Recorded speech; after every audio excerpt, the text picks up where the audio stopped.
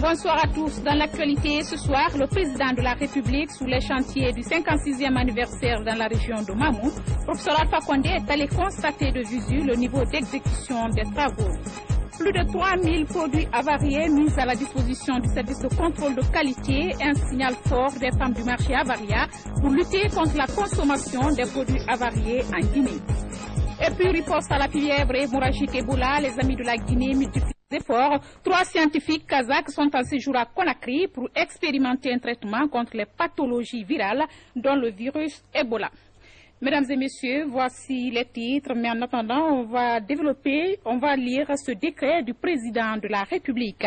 Décret portant nomination d'un haut cadre à la présidence de la République.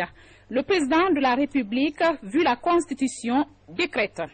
Article 1er, M. Ibrahima Kassouri Fofana, économiste, est nommé ministre d'État à la présidence de la République, chargé des questions d'investissement et des partenariats publics-privés. Article 2. Conformément à l'article 9 du décret portant création, attribution, organisation et fonctionnement du Conseil présidentiel des investissements et des partenariats publics-privés, CPP, PPP en abrégé, le ministre d'État chargé des questions d'investissement et des partenariats publics-privés préside le comité des investissements. Article 3. Le présent décret qui prend effet à compter de sa date de signature sera enregistré et publié au journal officiel de la République. Conakry, 20 octobre 2014, professeur Alpha Condé. Et ce communiqué de la présidence, le 57e anniversaire de l'indépendance sera célébré à Kankan.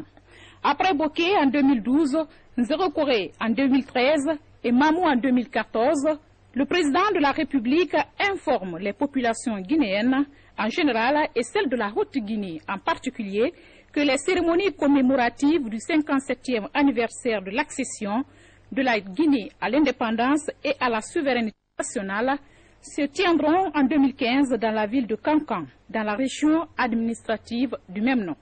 Le président de la République invite les autorités administratives impliquées à prendre toutes les dispositions utiles afin de conférer à l'événement toute sa solennité.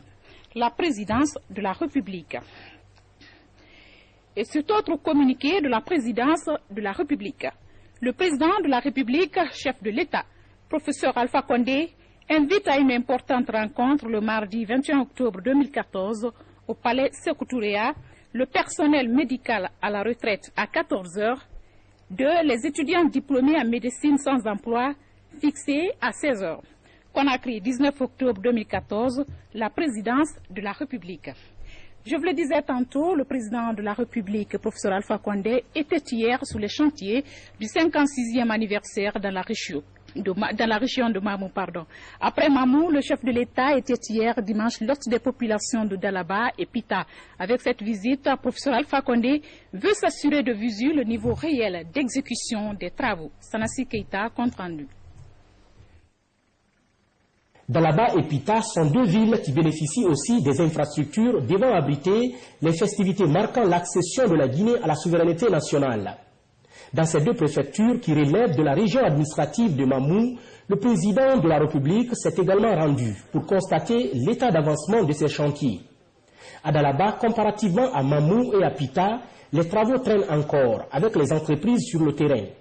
Tout de suite, le chef de l'État monter au créneau pour appeler les entrepreneurs à accélérer le plus rapidement possible les travaux afin d'être dans le délai contractuel. Toute entreprise qui ne respecte pas le délai imparti n'aura plus de marché avec l'État, renchérit le président Alpha Condé, qui s'est enfin rendu dans la sous-préfecture de Timbo.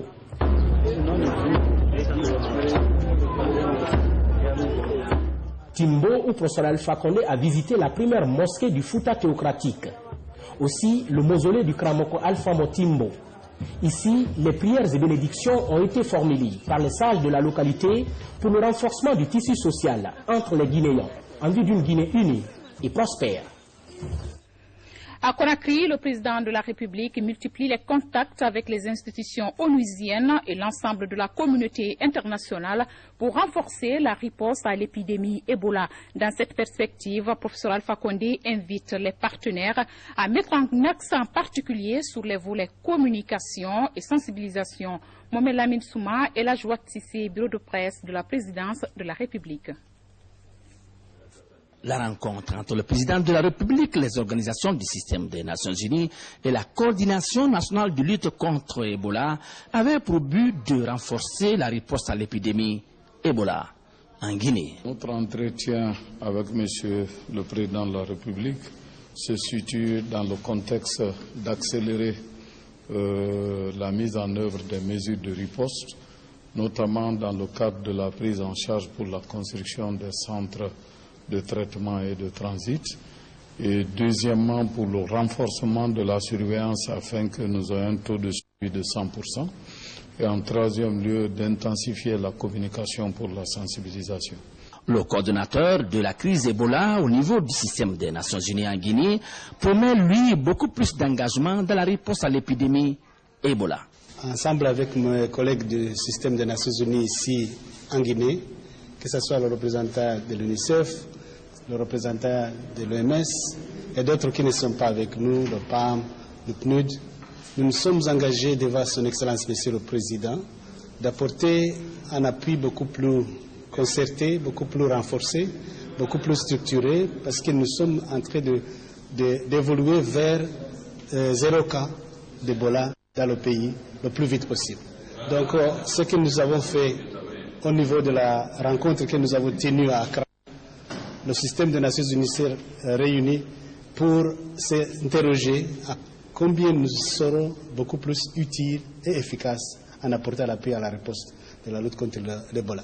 Le président de la République, professeur Alpha Condé, a recommandé le renforcement de la communication et la sensibilisation contre Ebola. Avant de poursuivre ce journal, voici quelques messages à l'intention du président de la République. Monsieur le Président, à l'occasion de la fête nationale de la République de Guinée-Conakry, j'ai le plaisir de vous adresser au nom du bloc parlementaire du courant du futur et à mon nom personnel nos félicitations les plus sincères et nos vœux les plus chaleureux. Je saisis cette heureuse occasion pour vous exprimer notre attachement aux valeurs d'amitié et de solidarité qui lient nos deux pays. Je vous prie d'accueillir, Excellence, l'expression de ma haute considération et de mes sentiments les plus distingués. Sadareri, Beyrouth, 2 octobre 2014. Cet autre message est du président de la République islamique de Mauritanie. Nouakchott, le 1er octobre 2014. Monsieur le Président et chers frères, à l'occasion de la célébration de l'Eid al-Adha, il m'est particulièrement agréable de vous adresser mes très chaleureuses et fraternelles félicitations. Puisse Allah le Tout-Puissant nous faire revivre ce jour dans la joie et la quiétude et continuer de guider nos pas pour la réalisation des aspirations de nos peuples frères au progrès et de notre Oumma islamique à plus de solidarité, de paix et de sécurité. Je vous prie d'agréer, Monsieur le Président et chers frères, l'expression de ma très haute considération. Mohamed Ould Abdel Aziz, Son Excellence Monsieur Alpha Condé, Président de la République de Guinée-Conakry. Du côté du Parlement guinéen, l'heure est à la justification des révisions apportées à la loi des finances 2014. Ce lundi, les différentes régies financières étaient devant les députés pour justifier leurs révisions. Parallèlement, d'autres départements ministériels se relaient pour justifier aussi leur secteur. Des précisions avec François Lama. Dans les commissions, les travaux de la loi rectificative 2014 se multiplient. Les différentes régies financières ont été reçues par la commission des affaires économiques, financières, du plan et de la coopération, premier du genre, pour éclairer l'état des révisions apportées au budget 2014. C'est une rectification qui a été axée sur des hypothèses tenables. Donc nous avons donné l'assurance que les prévisions révisées seront atteintes au 31 décembre 2014 parce qu'elles tiennent compte de la conjoncture et de la présence de cette maladie à virus Ebola. Nous souhaitons voir une bonne clôture au niveau de ce budget et que l'État puisse faire face à ses engagements. Le budget remanié a été présenté dans ses grandes lignes. Quelles sont les mesures qui ont été prises en compte? L'engagement, c'est que nous allons tenir toutes les prévisions qui ont été indiquées et nous n'hésiterons pas sur les moyens qu'il faut mettre en place pour pouvoir les assumer. Après des échanges, la Commission a tiré quelques enseignements. Nous avons félicité la Direction nationale des douanes parce qu'elle a été très performante. Elle va engranger cette année à 4 548 milliards de francs guinéens avec une forte progression. Nous avons rencontré la Direction nationale des impôts. Là, c'est beaucoup plus complexe.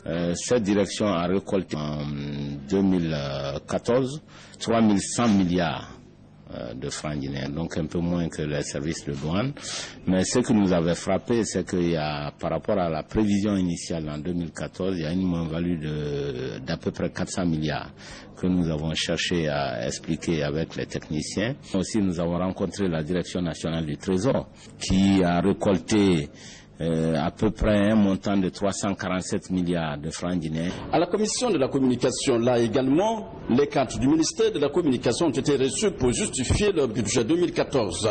Dans les échanges, nombreux problèmes liés aux craintes institutionnelles, à la tracasserie dans le décaissement des fonds, mais aussi au faible niveau du budget alloué au département ont été largement évoqués. À présent, cet autre communiqué dans le cadre de la lutte contre la fièvre hémorragique à virus Ebola, l'Assemblée nationale organise une journée parlementaire qui aura lieu mardi 21 octobre 2014 à 10 h précise à l'hémicycle du Palais du Peuple.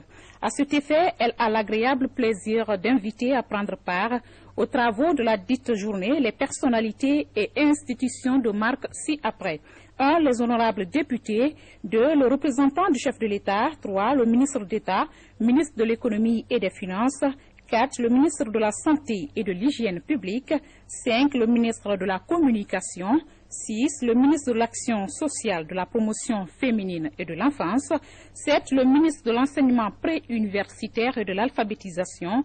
8. Le ministre de l'Emploi, du Travail, Enseignement technique et de la formation professionnelle. 9. Le ministre de l'Agriculture. 10. Le ministre de la Sécurité et de la Protection civile. 11. Le ministre délégué à la Défense nationale. 12. Le ministre de la Coopération internationale. 13. Le représentant de l'Union européenne en Guinée. 14. La coordinatrice résidente du système des Nations unies en Guinée. 15. Le gouverneur de la ville de Conakry. 16. Le représentant de l'Organisation mondiale de la santé. 17. Le représentant du Fonds des Nations unies à l'enfance. 18. Le représentant du Comité international de la Croix-Rouge. 19. Le représentant de la Banque mondiale. Et le représentant de la Banque africaine de développement, le coordinateur national de lutte contre Ebola, la commission parlementaire de résolution, les cadres de l'administration parlementaire, la presse nationale et internationale. Au regard des enjeux liés à l'éradication de cette épidémie dans notre pays, l'Assemblée nationale tient à faire de cette journée celle de la riposte en vue de juguler ce fléau du mal pour le progrès socio-économique en Guinée. Conakry, 20 octobre 2014, le président de l'Assemblée nationale, Claude Kori Kondianou. Actualité économique à présent avec l'évaluation à mi-parcours de l'Agence nationale de la microfinance, un programme du chef de l'État chargé des fonds de microcrédit pour les jeunes et les femmes. Après quelques 35 milliards de francs guinéens alloués à certains groupements, l'ANAMIF se trouve aujourd'hui confronté à des réticences dans le remboursement de ses premiers montants alloués. Les détails avec Mamadi Terna Kamisoko. Les responsables de l'Agence nationale de la microfinance évaluent les résultats du fonds de microcrédit du chef de l'État en faveur des jeunes et des femmes. 130 milliards de francs guinéens ont été investis dans ce programme présidentiel pour soutenir les activités génératrices de revenus. À ce jour, 19% de ces fonds sont alloués aux institutions de microfinance et 7% pour les groupements féminins, soit un taux global de décaissement estimé à 26%. Nous, notre groupement, on a reçu 600 millions. Donc nous, on avait pensé que, comme on nous a dit 6 mois, donc on a partagé l'argent là, on va faire travailler l'argent pendant 6 mois. Après 6 mois, on va rembourser ceux qui ont pris, d'autres personnes aussi vont prendre. Un jour, on a commencé, nous avons signé un protocole pour ça et nous le respectons. Mais il y a une difficulté majeure à laquelle l'ANAMIF se trouve confrontée aujourd'hui. Par exemple, sur les 35 premiers groupements de femmes bénéficiaires, seulement 9 ont entamé les procédures de remboursement. Il fallait qu'on mette un peu de temps pour voir et pour pouvoir aussi enlever l'idée qui avait été reçue que l'argent était un don, plutôt que c'est pas un don, c'est une dette pour permettre aux femmes de travailler. Et celles qui en ont bénéficié au début et pour les débuts de l'agence, qui n'ont pas payé, sont des personnes déjà qui ne peuvent plus revenir vers nous. Parce que nous voulons continuer qu'avec celles qui ont l'intention de développer leurs propres petites entreprises à travers l'opportunité que leur a donnée le chef de l'État. 95 milliards de francs guinéens sont encore disponibles. Mais avec des cas de réticence signalés, l'ANAMIF est désormais à la recherche de partenaires crédibles pour faire du fonds de microcrédit un outil de lutte contre la pauvreté en Guinée. Autre grand titre de ce journal, les commerçantes du marché Avaria mettent à la disposition du service de contrôle de qualité plus de 3000 produits avariés. Le geste vise à accompagner le ministère du Commerce dans sa lutte contre les produits impropres à la consommation sur le marché guinéen. Youn Satawel Kamara, Sankumba Doukouri. Alors que le ministre du Commerce s'engage à lutter contre la vente des aliments impropres à la consommation, les femmes du marché du changement, autrefois baptisé marché Avaria, mettent à la disposition du service de contrôle de qualité plus de 3000 produits avariés. Il s'agit notamment des cartons de jus de fruits et autres boîtes de conserve dont la date de péremption est dépassée il y a plusieurs mois. Nous demandons aux opérateurs économiques, si la date de péremption de ces produits est dépassée, de nous en informer. Nous, femmes du changement, nous n'allons plus vendre des produits périmés. L'équipe qui était à Madina a rencontré l'association des femmes d'Avaria. Elles ont accepté de partager l'expérience pour protéger le consommateur en mettant à la disposition des inspecteurs de contrôle de qualité tous les produits qu'ils avaient à leur disposition. Le gouverneur de la ville de Conakry et le ministre du Commerce, qui ont plusieurs fois sensibilisé les femmes de ce marché sur l'impact des produits périmés sur la santé des consommateurs, se régissent de l'acte. Oser engager ce combat, c'est oser intégrer ce volet dans l'urgence Ebola. À l'image de l'assainissement, c'est l'assainissement alimentaire. Autant le lavage des mains existe, le lavage même de tout le cycle métabolique existe. Aujourd'hui, je suis très content de voir que la dynamique que nous avons engagée a porté fruit. Et les femmes ont volontairement accepté de se mettre sur ce chemin, de déclarer elles-mêmes d'importants lots de produits périmés que nous allons bientôt envoyer pour la destruction. Cette nouvelle stratégie du ministre du Commerce, qui vise à assainir le marché guinéen des produits impropres à la consommation, contribue à protéger les consommateurs contre certaines maladies. À Kindia, fin du projet de renforcement des capacités des groupements et associations des jeunes et femmes. Financé par l'Organisation internationale pour la migration OIM, ce projet permet aux femmes et aux jeunes de lutter efficacement contre le chômage et l'immigration. Un reportage signé Bakari Bamba Kondi. Les rideaux sont tombés sur le projet de renforcement des capacités des groupements et associations des femmes et jeunes. Le programme a touché 7 localités de la Guinée et il a consisté à outiller les femmes et jeunes en technique de lutte contre le chômage par la mobilisation, par exemple, de leurs propres ressources. Objectif principal, développer l'esprit d'entrepreneuriat chez les femmes et jeunes. C'est vraiment encourageant de pouvoir montrer à la jeunesse guinéenne des exemples réussis. Parce que souvent les jeunes sont sceptiques et là je suis d'autant plus fière et contente de ce partenariat que je peux leur montrer des projets qui ont réussi dans cette préfecture de la Guinée. Nous sommes 21 personnes qui sont là-bas. Nous espérons qu'à partir du mois de décembre qu'on sera vraiment employés. Ce projet est financé par l'Organisation internationale pour la migration OIM. À Kindia par exemple, l'institution a réalisé une crèmerie moderne pour les jeunes en vue de leur permettre de développer des activités sur place. La migration est une activité à laquelle les jeunes tentent aujourd'hui Alors nous faisons en sorte que les zones se stabilisent en Guinée, afin qu'ils aient des activités qui puissent leur rapporter sur le plan socio-économique. Dans sa lutte contre le chômage des jeunes, l'OIM envisage de nouvelles initiatives l'an prochain dans les zones aurifères du pays. Et puis, visite de prise de contact entre la ministre de l'Action sociale et les enfants handicapés de la Fondation Kierno et Mariam. Sanaba Kaba est allé s'enquérir des conditions de prise en charge de ces victimes d'handicap moteur et intellectuel. Face à ces enfants, elle a promis apporter son soutien pour leur épanouissement. Mohamed De Kamara, Mohamed Yakiti. La Fondation internationale Tierno et Mariam accueille essentiellement des enfants qui souffrent d'handicap moteur et intellectuel. Au nombre d'une cinquantaine, les pensionnaires de ce centre bénéficient entre autres des programmes médicaux, paramédicaux, nutritionnels et socio-éducatifs. Ce déplacement de la ministre de l'Action sociale dans les locaux de Fitima Guinée est une satisfaction pour les responsables du dit centre. Donc nous sommes très heureux qu'elle soit venue nous rendre visite pour qu'elle puisse se rendre compte de ce que nous faisons ici. Et surtout, nous sommes vraiment très heureux de tout ce qu'elle nous a dit, toutes les promesses qu'elle a faites et de ce partenariat que nous venons d'initier avec le ministère. Implantée en Guinée depuis 2010, cette fondation a pour vocation de prendre en charge les enfants en situation d'handicap. Ce sont des impressions de satisfaction. Je sais que c'est un travail qui est très difficile. Avoir en charge un enfant normal est difficile, à plus forte raison un enfant souffrant d'handicap, handicap moteur et handicap intellectuel. Et j'ai trouvé devant moi une femme très brave, une femme quand même qui a eu l'aimabilité de créer une telle structure pour prendre ses couches vulnérables en charge, non seulement sur le plan médical, mais aussi sur le plan éducation sociale, ce qui est très important d'ailleurs.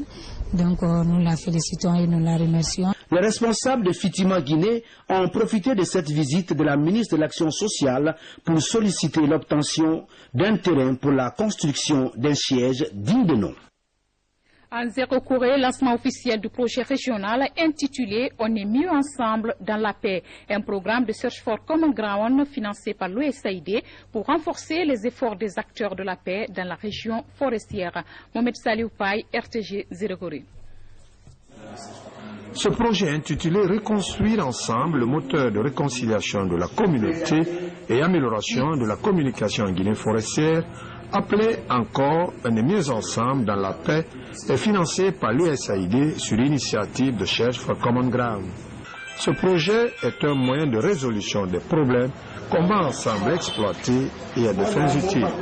Un comité de validation des projets qui seront montés par les associations de jeunes et de femmes sera validé par un comité tripartite Search for Common Ground, commune urbaine et la préfecture.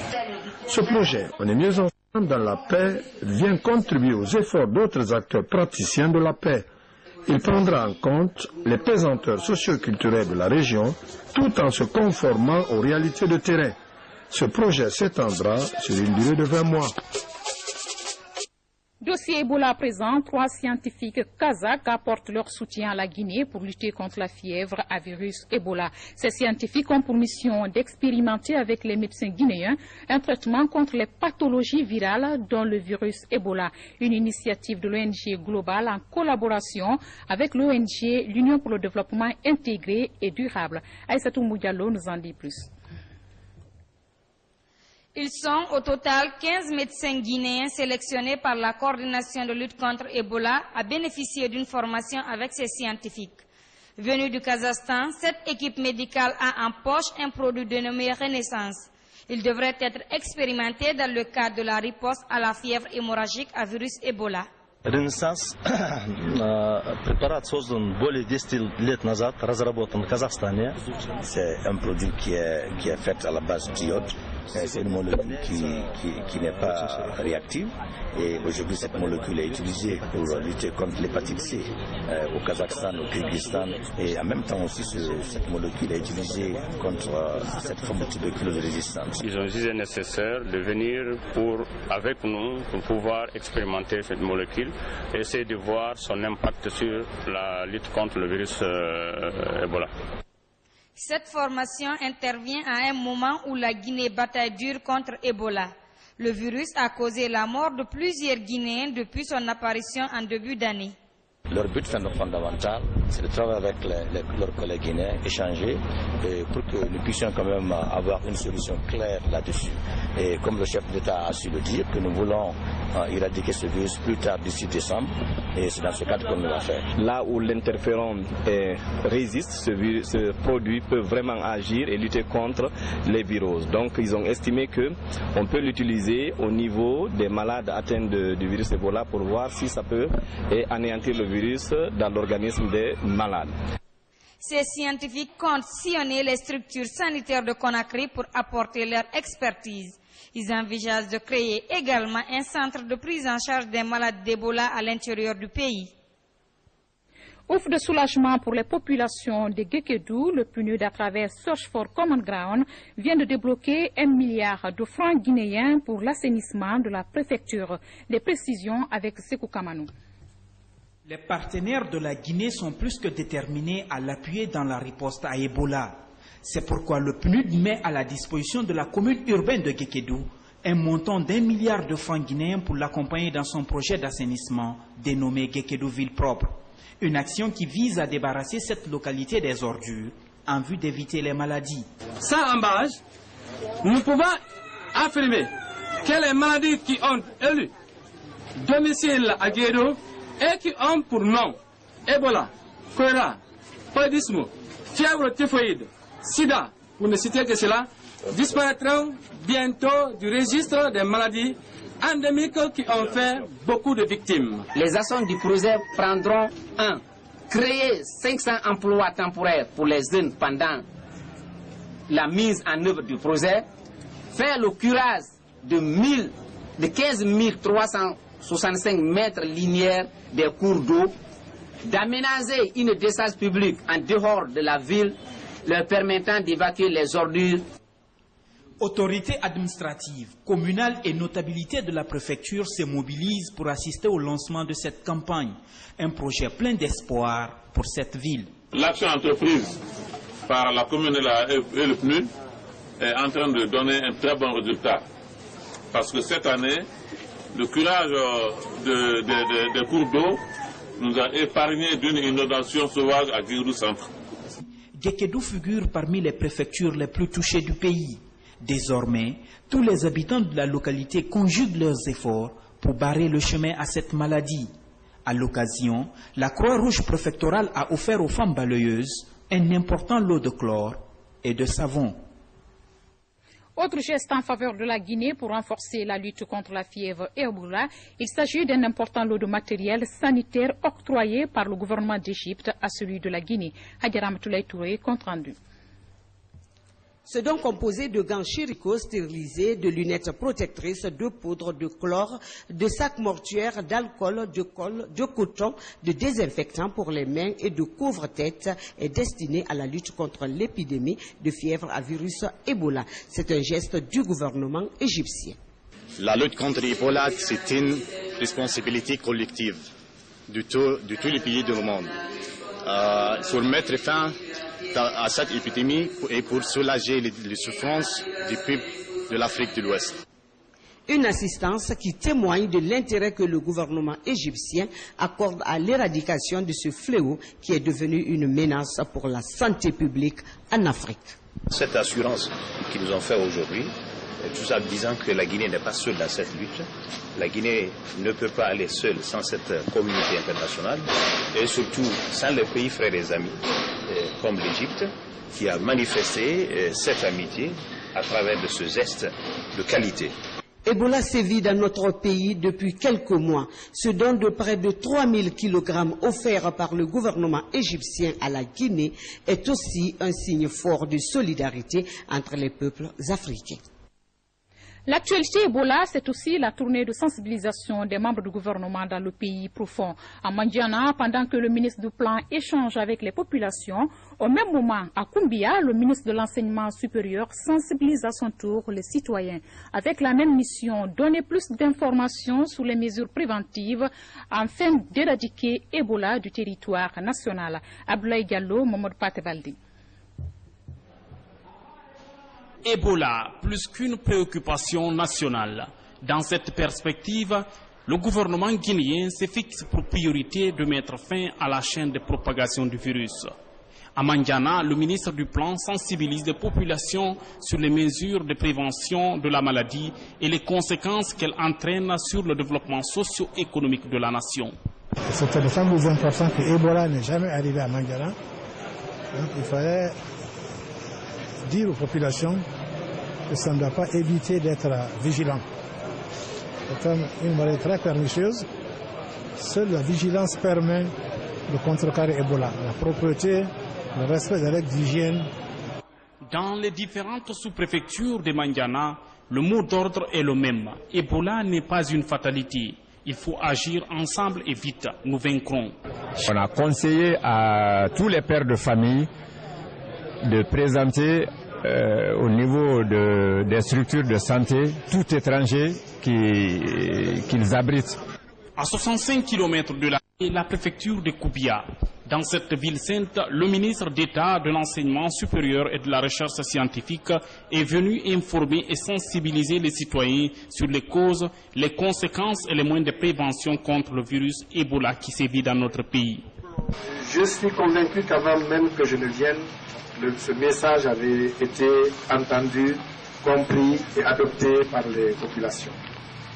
J'ai eu à m'entretenir avec un certain nombre d'entre eux et j'ai vu que pour des raisons liées déjà à l'islam, pour des raisons liées à la sagesse reconnue aux populations, pour des raisons liées à la discipline, le message a été entendu. Ici, à Koubia, aucun cas d'Ebola n'a été enregistré, ce grâce aux dispositions mises en place par les autorités sanitaires de la préfecture. À travers cette démarche, le gouvernement guinéen entend rompre définitivement la chaîne de contamination. Et pour y arriver, partout des comités de riposte sont mis en place pour prévenir tout cas de maladie liée au virus Ebola. Mettre fin à Ebola, un combat qui concerne aussi les autorités locales à la base. Dans la cité des Alumines à Fria, le préfet Nyalen Kondé s'est rendu dans les districts et sous-préfectures de sa juridiction pour inviter les populations à la prévention et au respect strict des règles d'hygiène. Depuis Sombori, Moussa Bangoura, Ousmane Kamara. À Conakry, tout comme à l'intérieur du pays, la campagne pour la riposte au virus Ebola demeure la préoccupation. Tormelin, à 30 km du chef-lieu de la préfecture de Fria, le préfet Nyalen Kondé et sa suite étaient l'hôte des populations de cette localité. Objectif, informer sur l'existence de la maladie, mais aussi leur expliquer les modes de transmission de l'épidémie qui a endeuillé plusieurs familles. Je suis venu avec un lot important qu'on a distribué entre les districts de la préfecture de Fria. Et en fonction de ça, on explique à la population les mesures préventives contre cette maladie. Depuis la déclaration du président de la République, la prévention de cette maladie a été automatiquement prise en charge, en compte du moins par cette population. Avec une population à vocation essentiellement agro-pastorale, cette sensibilisation est salutaire. C'est pourquoi elle souhaite la démultiplication de cette campagne pour rompre la chaîne de contamination. Si par surcourroie, nos autorités se déplacent pour avoir le contact serré, nous faire la sensibilisation autour de ça, nous ne pouvons que nous en réjouir et vous rassurer que vraiment ça fait notre satisfaction. Pour l'instant, aucun cas n'est signalé dans la cité de Sombori. Le respect des règles d'hygiène est le seul moyen de combattre le virus Ebola. Réduire la chaîne de propagation du virus Ebola, le gouvernement et les partenaires de terrain multiplient les initiatives pour y arriver. L'ONG Assistance médicale Guinée vient de lancer une opération de distribution des kits de prévention dans les gares routières et autres points de regroupement. La gare routière de Bambeto et le barrage Kaka dans la préfecture de Koya sont les premières étapes de l'opération. Sur deux quais. Parmi les voies de communication utilisées dans notre pays, la voie routière est la plus empruntée par les populations. Elle constitue le principal moyen de liaison entre les différentes régions et préfectures du pays. Selon les spécialistes, cette voie de communication est à l'origine de la propagation de l'épidémie de la fièvre Ebola entre les préfectures qui sont aujourd'hui atteintes par la maladie. Pour donc réduire la chaîne de contamination du virus dans le pays, l'ONG Assistance Médicale Guinée distribue des kits de prévention dans les gares routières et autre point stratégique. La gare routière générale Lansana Conté de Bambeto est la première étape. Il est nécessaire à ce que nous jouions notre rôle en tant qu'organisation non gouvernementale, en tant qu'ONG, en tant qu'acteur de développement, pour que nous puissions vraiment jouer notre rôle pour contrecarrer le virus Ebola dans notre pays. Nous sommes très heureux de le voir ici avec CETIC pour repartir non seulement pour les chauffeurs mais encore pour les passagers. En voyageant, les chauffeurs peuvent utiliser ça, les passagers peuvent utiliser ça même en montant. De là, nous voici au barrage Kaka dans la commune urbaine de Koya. Ce barrage relie 3 des 4 régions naturelles à la capitale Conakry. Ici également, les actions de assistance médicale Guinée sont bien accueillies par les transporteurs. Je suis passager, je viens de loin, je rentre au capital. C'est pour cela que je lave mes mains pour rentrer au capital. Et je suis content pour le gouvernement aussi pour envoyer les militaires au barrage pour contrôler les passagers, pour laver les mains, pour éviter Ebola. Vraiment, je suis très content. Outre la capitale Conakry et ses environs, les gares routières et autres points de stationnement de l'intérieur du pays seront également dotés de moyens de riposte nécessaires pour contenir l'évolution de la maladie à virus Ebola. Enfin, dernière étape de la sensibilisation anti-Ebola dans la préfecture de Boké. Lecture de Saint-Coran et messe dans les lieux de culte. La ministre de l'Environnement a sensibilisé sur le rôle que doivent jouer les religieux aux côtés du gouvernement. Alia Kamara de retour de Kakandi. Cette visite des lieux de culte intervient au moment où la Guinée fait face à une épidémie des virus Ebola. La ministre de l'Environnement, des Eaux et Forêts qui conduit la délégation gouvernementale à Boké insiste sur l'implication des religieux dans la lutte. Les mosquées et églises accueillent au quotidien un flux important de fidèles et les sermons et messes sont des occasions pour les invités à observer des règles d'hygiène pour rompre la chaîne de propagation de l'épidémie. Une fois que les fidèles sont sensibilisés, au retour à la maison, ils vont aussi transmettre ce message à ceux qui sont autour des voisins. Et si les voisins aussi reçoivent le message, ils pourront remettre ces conseils en pratique. L'approche préfectorale mise en place par le gouvernement implique la participation de toutes les couches sociales, y compris les responsables religieux. Pour la ministre Adjakadia Tunjai et les membres de sa délégation, il s'agit là d'une étape importante, puisque la Guinée est avant tout un pays croyant en un Dieu unique. Oui, on va observer les règles, mais sur ça, on va ajouter les prières. Il faut que les prières soient faites, il faut que les prières soient dites dans toutes les églises, dans toutes les mosquées, partout où on parle de Dieu. C'est pour vous dire que je tiens à la contribution de cette église. Les visites de terrain effectuées au cours de ce périple ont démontré l'adhésion des populations au message délivré.